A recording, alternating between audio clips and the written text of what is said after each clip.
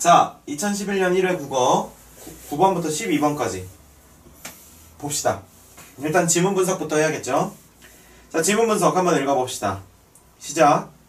한편 우리가 계승해야 할 민족 문화의 전통으로 여겨지는 것들이 연암에 예에서 알 수 있는 바와 같이 과거의 인습을 타파하고 새로운 것을 창조하려는 노력의 결정이었다는 것은 지극히 중대한 사실이다. 네, 문장이 너무 길죠? 근데 한편 이렇게 했으니까 뭔가 내용이 전환되는 내용인 것 같아, 그지? 한편 하고 끊어주고, 우리가 계승해야 될 민족 문화의 전통으로 여겨지는 것들이 연암에 의해서 알 수 있는 바와 같이, 그러니까 지금 글의 주제는 우리가 뭔가 계승해야 될 어떤 전통에 대해서 이야기를 하고 있네요. 맞습니까? 그랬을 때 연암의 예에서 알 수 있는 바와 같이라고 했으니까 연암의 예를 우리가 계승해야 될 전통의 대표적인 이그젬플로 우리가 보고 있다는 거죠. 그죠? 바와 같이 과거의 인습을 뭐하고? 과거의 인습을 과인타. 과거의 인습을 타파하고 과인타하고 그 다음에 새로운 것을 창조하는 노력의 결정. 네, 새창노. 자, 새창노죠. 새로운 것을 창조하려고 하는 노력의 결정이었다는 것을 우리는 이었다는 것은 굉장히 지극히 중대한 사실이래요. 그러니까 무슨 말이냐면 지금 이 글의 제목을 보면 이기백 씨가 쓴 민족 문화의 전통과 계승이에요. 그러니까 민족 문화를 어떻게 하면 그 전통을 어떻게 계승하고 발전시킬 수 있을까? 단순히 버려야 되는 것인가? 그랬을 때 그렇지 않다는 거죠. 우리가 계승해야 될 전통은요, 연암을 예를 든 것처럼 과인타하고 새창노하고 하는 것이어야만 한다라는 뜻이에요. 됐습니까? 계속 읽어봅시다. 세종대왕의 훈민정음 창제 과정에서 이 점은 뚜렷이 나타나고 있다. 네. 만일 세종이 고루한 보수주의적 유학자들에게 한글 창제의 뜻을 굽혔던들 네. 우리 민족 문화의 최대 걸작품인 햇빛을 못 보고 말았을 것이 아니겠는가. 그렇죠. 세종대왕도 그러면 좋은 예로 쓴 거예요? 나쁜 예로 쓴 거예요?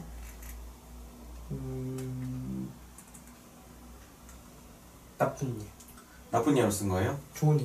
네. 좋은 예죠. 자, 읽어보세요. 과인타하고 새창노 한다고 했잖아.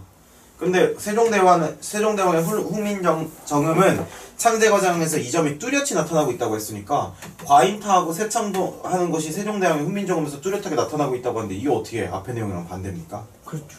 그죠? 열심히 읽어야 돼요. 그래서 만일 세종이, 그러니까 만약에란 뜻이야. 네. 그냥 보수주의적 유학자들한테 이런 뜻을 굽혔다면 이런 한글이 나왔겠냐는 거예요. 그러니까 세종의 한글이라고 하는 것도 역시 뭐라는 거야? 우리가 계승해야 될 전통적인 성격인 과인타와 새창노의 성격을 띠고 있다는 거죠. 알겠죠? 자, 그 다음에 계속 읽어보세요. 원효의 불교신앙이 또한 그러하다. 네. 원효는 당시의 유행인 서학을 하지 않았다. 그의 화엄경소가 중국 화엄종의 제3조 현수가 지은 탐현기의 본이 되었다. 원효는 여러 종파의 분립이라는 불교계의 인습에 한거하고 여러 종파의 교리를 통일하여 해동종을 열었다.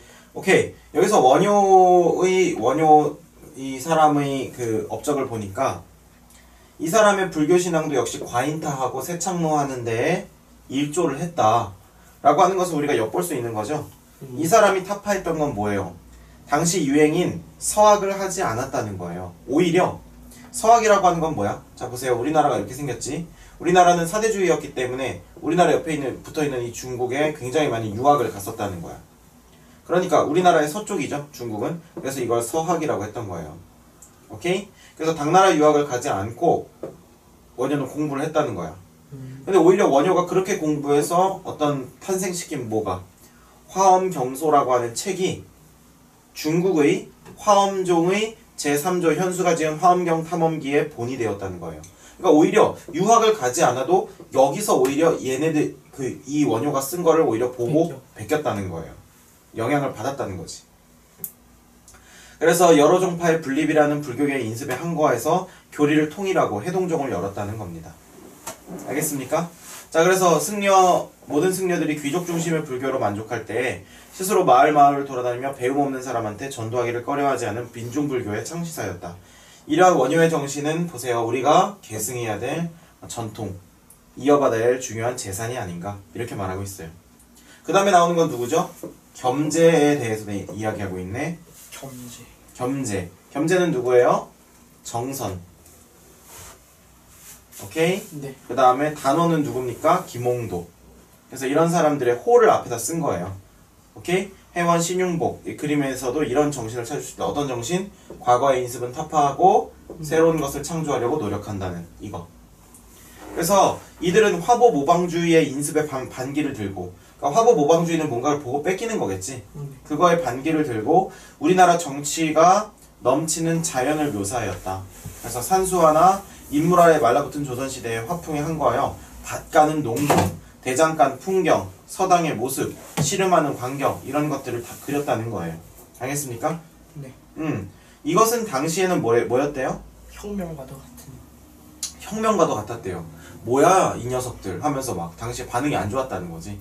그러나 오늘날은 이들의 그림이 민족문화의 훌륭한 유산으로 생각되고 있는 것이다. 이렇게 얘기하고 있죠. 그러니까 이 글쓴이 이기백 씨는 민족문화의 전통과 계승해서 우리가 계승해야 될 전통은 연암에 의해서, 세종에 의해서, 원효에 의해서 이런 화가들에 의해서 할 수 있는 것처럼 과인타하고 새창노하는 노력을 갖고 있는 것들이다. 이렇게 얘기를 하고 있어요. 알겠습니까? 네. 자, 그럼 9번 위그레. 위글의 주된 내용 좀 적절한 거. 예시. 그렇지, 예시죠. 됐습니까? 네. 자, 10번 기억과 리을까지의 뜻풀이로 적절하지 않은 거. 기억, 타파. 맞아요. 깨트려버림이라는 거 맞죠? 결정? 맞아요. 무슨 결단하고 정함입니까? 결정, 노력의 결정. 그럼 결정체, 핵심, 집약체란 뜻이죠. 그렇구나. 자, 고루하다. 완고하고 융통성. 굉장히 고루한 녀석이었어. 뭐 이렇게 얘기하는 거. 아, 맞아요. 한 거. 네, 맞아요.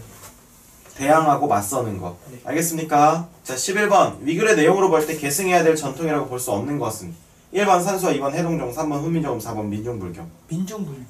틀렸죠. 해동종. 해동종은 원효 거지. 원효가 만들었다고 했잖아. 훈민정음은 세종 거였고, 민중불교는 이 해동종이라고 하는 거의 성격이 민중불교로서의 시작이라고 했지. 그 당시 귀족불교가 중심이었다고 했잖아. 그러니까 2, 3, 4는 전부 다 과인타와 새창노의 어떤 그런 동일선상에 있는 거죠. 산수화였지. 오히려 산수화 대신에 뭐라고 써있으면 맞는 거야? 밭가는 농부. 밭가는 농부 같은 어떤 풍속화 같은 거. 오케이? 그런 풍속화였으면 오히려 1번도 답이었을 수 있었겠죠. 답이 아니었을 수. 자, 그러면 12번. 위글의 중심 내용으로 가장 적절한 것은? 네.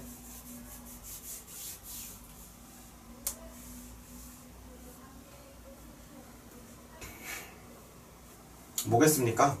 4번. 4번? 왜? 새로운 것을 창조하는 노력. 그쵸. 이 과인타랑 새창노지. 네. 과인타랑 새창노잖아요. 일단 1번. 불교계 인습의 한 거. 그러면 예를 들면 우리가 앞에 있었던 것들에 대해서 고리타분한 거를 배척하는 거, 그치? 민족문화의 최대 골작품, 말도 안 되는 거고요. 이어받아야 될 귀중한 재산. 사실 이것도 얼핏 보면 맞는 말 같은데 그 재산이 뭐냐 그랬을 때 새창노라는 거죠. 새로운 것을 창조하려는 노력입니다. 알겠습니까? 네. 오케이.